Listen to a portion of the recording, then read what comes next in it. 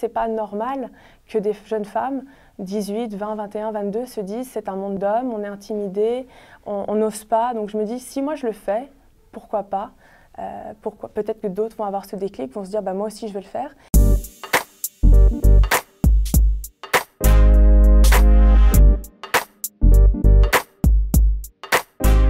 Aux règles de l'engagement aujourd'hui, une série qui trace le portrait de jeunes gens engagés en politique au Québec dans le cadre de cette élection en cours. On reçoit Alessandra Lubrina, 27 ans, candidate du Parti libéral du Québec dans Gouin, sur l'île de Montréal. Alors, bonjour, bienvenue à cet enregistrement. Bonjour, merci. Parfait. Alors, commençons avec le nom. Alors, Lubrina, c'est un nom connu pour les gens de mon âge. Ça évoque tout de suite le chroniqueur de la presse vétérinaire, c'est votre père. Et d'ailleurs, dans votre biographie en ligne sur le site du Parti libéral, vous dites être très fier de ses racines italo-franco-québécoises. Alors, pouvez-vous, cassons la glace comme ça, m'en parler un peu, là? Écoutez, oui, je suis fière d'avoir ces trois nationalités. Du côté français, ce sont mes grands-parents qui ont immigré après la guerre. Ils sont installés d'abord au Manitoba. Ensuite, ils sont venus à Montréal. Et puis, c'est mon père qui est venu dans les années 70 faire ses études en médecine vétérinaire.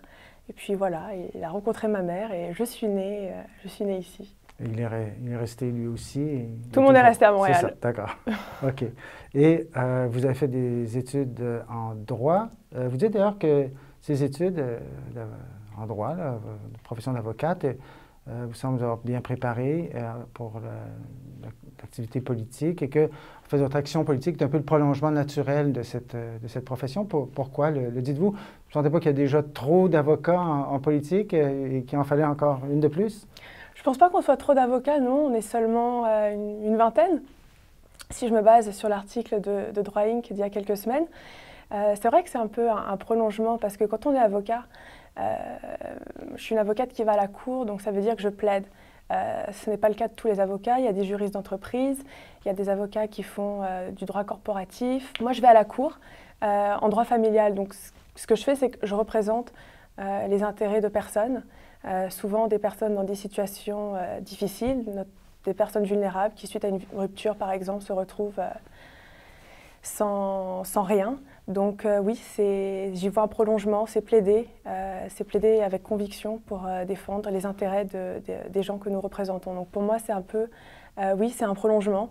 Le député doit représenter les personnes de sa circonscription, le faire avec conviction à l'Assemblée nationale.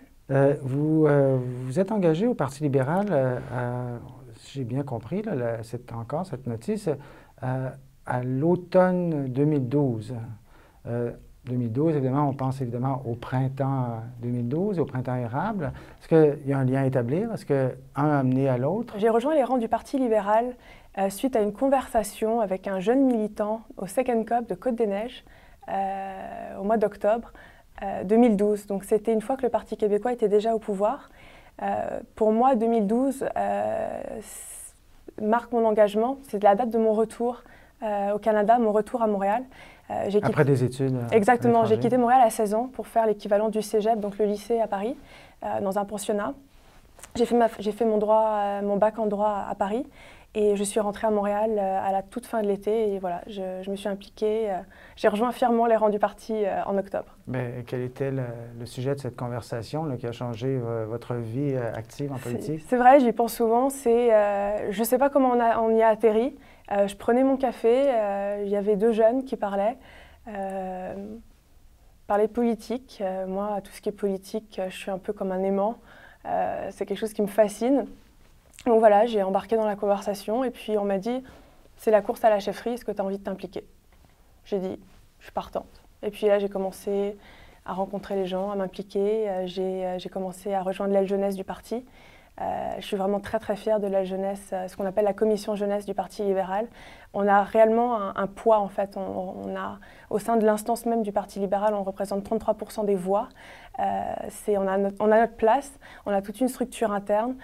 Voilà, c'est là que j'ai commencé à m'impliquer. OK. Je vais compléter autour de cette année 2012. Donc, vous n'avez pas vécu les événements de la rue, de la contestation tout ce qui a été appelé le printemps érable ici? Non, je ne les ai pas vécus. Par contre, j'ai vécu la présidentielle française 2012. Et je précise que, à cause de la présidentielle française, j'ai failli rater mon bac en droit, mes examens finaux. Étiez-vous impliqué activement dans un parti, en campagne, pendant ces élections en France? Je n'étais pas en campagne. Moi, j'essayais de me concentrer sur mes études tout en regardant les débats. Mais non, c'était ma dernière année, la fin de 6 années passées à Paris. Donc moi, à l'époque, j'étais dans le bain, comme on dit. Et puis, j'ai fait le choix de rentrer à Montréal après mes études. Quand j'ai fini mon diplôme, je me suis dit, c'est pas à Paris que je veux vivre, c'est à Montréal que je veux vivre. Donc j'ai fait le choix de rentrer et là je me suis dit, je suis passionnée par la politique, je me lance, je m'implique à fond. Donc vous avez décidé de vous impliquer en politique active et de le faire au Parti libéral. Alors, je comprends que cette conversation dans le café a été importante, mais pourquoi avoir choisi ce parti? Parce que c'est un parti qui est très dynamique. On a une aile jeunesse qui rayonne, on a une réelle place, on a toute une structure interne et au cours de l'année, on peut faire des propositions qui ensuite sont adoptées ou non au Conseil général, au Congrès jeune final de l'été. Donc on a une réelle voix et moi c'est quelque chose qui m'a j'ai tout de suite accroché avec l'idée. Autre point, au Parti libéral on a des valeurs. On a 8 grandes valeurs qui guident un peu nos actions et les directions du parti. Moi, il y en a 3 qui me rejoignent tout particulièrement. Tout d'abord, c'est les valeurs. Il y en a 2 qui, pour moi, vont de pair. C'est la justice sociale et le développement économique. Le Parti libéral a compris qu'on ne peut pas avoir l'un sans l'autre. Les 2 vont de pair. Ce sont des moteurs complémentaires. Et l'autre valeur qui me tient particulièrement à cœur, c'est l'équité intergénérationnelle. On veut pouvoir, ma génération, les générations suivantes, pouvoir bénéficier et vivre dans les mêmes conditions qu'ont pu vivre nos parents et nos grands-parents. Il y a toute cette place qu'on accorde à l'environnement qui moi, me touche, me rejoint directement. OK. Pourtant, dans le cadre de cette campagne, il n'y a pas été tellement question de l'environnement. Votre parti n'est pas porteur particulièrement là, de réformes radicales. L'environnement semble effectivement être une valeur ou une cause là, qui tient à cœur aux plus jeunes de la société. Donc, comment conciliez-vous cette contradiction apparente, là? Donc, le fait que le Parti libéral ne soit pas très engagé en environnement et le fait que les plus jeunes, ceux de votre génération, là, semblent au contraire demander, réclamer beaucoup de ce côté? Écoutez, l'environnement pour moi c'est quelque chose de fondamental. D'ailleurs dans mes engagements électoraux, je m'engage justement à soutenir et à favoriser les initiatives, que ce soit de verdissement des rues, que ce soit au niveau des toitures, quand on a une toiture traditionnelle et qu'on veut la renouveler, faire en sorte que les gens optent plus une toiture verte ou une toiture blanche. Moi je souhaite aussi qu'on revoie la manière de faire les routes. On ne peut plus faire les routes de la même manière qu'on les faisait avant. Les cyclistes ont leur place sur la route. Il faut s'assurer de tout cet aspect-là. L'environnement, c'est vaste, c'est immense. Il y a le côté transport en commun. Le Parti libéral a fait des choses énormes dans ce domaine. Il y a le projet du REM. C'est un travail commun avec plusieurs instances. Il y a aussi le prolongement de la ligne bleue qui a été annoncé en avril cette année. Là, il y a des discussions au niveau de la ligne rose. Donc, le transport en commun, ça permet conséquemment de réduire justement les émissions de GES. Vous avez écrit textuellement que vous souhaitiez que la société fasse davantage pour que les femmes puissent s'impliquer dans la sphère publique. Bon, vous le faites vous-même. Est-ce que vous sentez des obstacles? Est-ce qu'il y a des blocages quelconques? Écoutez, au moment où j'ai fait mon choix de me présenter pour les gens de Gouin, sous la bannière libérale, l'un des arguments qui a fait pencher ma décision en faveur du oui, donc celle de me présenter, était justement l'implication des jeunes femmes dans la sphère publique. On est plus nombreuses, de plus en plus. Cette élection, je pense qu'on n'a jamais été aussi nombreuses.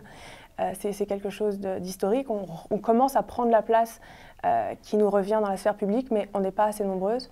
On n'est toujours pas assez nombreuses. Et je parle avec des amis qui militent dans d'autres partis politiques, parce qu'on parle entre nous, on a quand même des dossiers communs et on est plusieurs, me disent, on a des sections locales chez les jeunes, mais on ne trouve pas de jeunes femmes qui veulent s'impliquer qui veulent s'impliquer avec nous. Et ça, peu importe le parti, ça rentre dans les sections jeunes de plusieurs partis.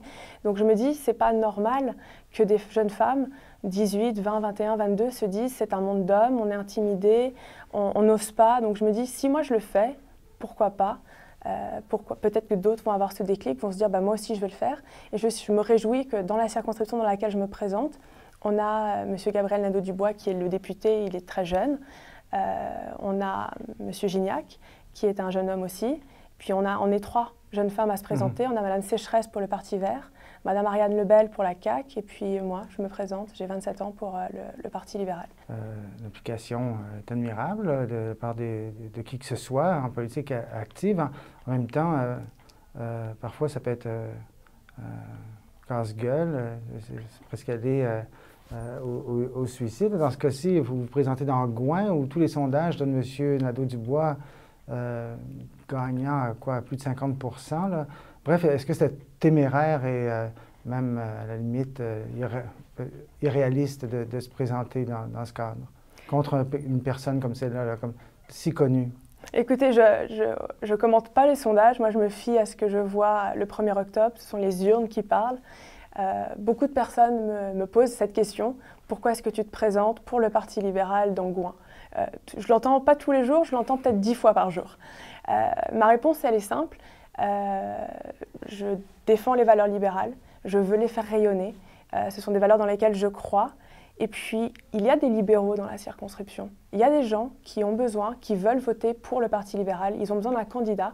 Ils ont besoin de quelqu'un en qui ils ont confiance, quelqu'un en qui ils peuvent voter.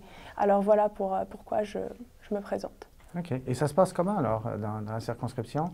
Décrivez-moi donc une journée type pour vous. Comment faites-vous campagne? Alors, écoute, je vais commencer par vous parler de ce matin. Ce matin, je me suis levée très tôt. J'étais au métro Beaubien à 6h45 et je commençais à donner des tracts pour les gens qui vont prendre le métro. Je précise qu'avant, j'ai redressé mes pancartes, je les ai remises en santé, je les ai nettoyées parce que c'est dommage, malheureusement, il y a beaucoup de vandalisme des pancartes. Donc plusieurs fois par jour, je les redresse, je les nettoie, j'enlève les dents noires qu'on me fait, les messages. Donc voilà, je serre énormément de mains, je fais beaucoup de porte-à-porte. Après réflexion, je me dis que je pense que j'ai pris l'une des circonscriptions où il y a le plus d'escaliers, d'escaliers à monter. Mais peut-être je fais du porte-à-porte peut-être 2-3 heures par jour, surtout le soir. Le matin, on fait les métros, je fais des appels.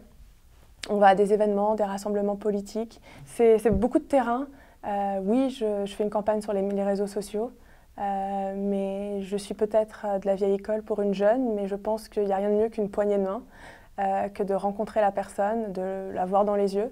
Et puis même les gens qui me disent je ne suis pas libérale ou qui veulent me claquer la porte au nez, parce que ça m'arrive aussi au moins une bonne 50aine de fois par jour, et je leur dis vous me serreriez quand même la main. Et puis je vous dirais que 99% de ces personnes-là me serrent la main. J'ai un contact avec la personne et puis la personne sourit et je souris et puis je vais à ma porte. OK. Et puis... Donc, il faut être un peu résilient parce que si je comprends bien, le mélange de vandalisme et la réception à la porte, c'est pas toujours facile. C'est pas un accueil qui est toujours très positif et enthousiaste de la population. Écoutez, être candidat, c'est pas... On n'est pas candidat pour être aimé par tout le monde. Moi, je me présente parce que je crois dans mes valeurs. Il y a des personnes qui me soutiennent dans mes actions, il y a des gens qui ne partagent pas les mêmes valeurs que moi. C'est ça la démocratie. Moi, je vais à leur rencontre. Et je me suis rendu compte dans cette campagne que le principal devoir d'un député ou d'un candidat, ce n'est pas de convaincre à tout prix ses électeurs, mais c'est surtout de les écouter. C'est vraiment de prendre note de leurs préoccupations, de ce qui leur touche, de leur quotidien, parce que le député élu, il a peut-être été élu par 40%, 50%, 60% des voix, mais il y a toujours ces gens qui n'ont pas voté pour lui. Mais le député, il a toujours quand même le devoir d'aider ces personnes-là. Quand on tient un bureau, la porte, moi, si je suis élue, j'aurai toujours la porte ouverte et il ne me viendrait jamais à l'idée de demander quelle est ton allégeance. Donc, c'est vraiment écouter les gens, c'est la chose la plus importante que j'ai appris de cette campagne. Comment êtes-vous reçue en tant que jeune candidate? Sentez-vous qu'il y a une tension à cause ou une réception un peu négative à cause de cette cette position jeune, ou ça ne change absolument rien à votre condition Au de travail? contraire, je pense que c'est plus positif. Je rencontre des personnes qui ont dans la cinquantaine, dans la soixantaine, des personnes qui ont voté pour le Parti québécois depuis des années.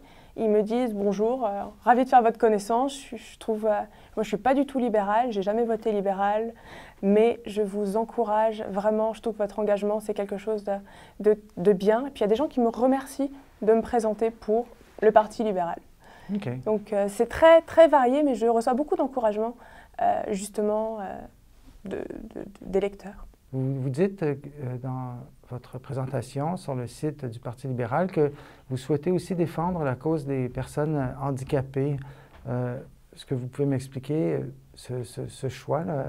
Écoutez, c'est une cause qui me touche particulièrement. Ma sœur est handicapée, elle est trisomique.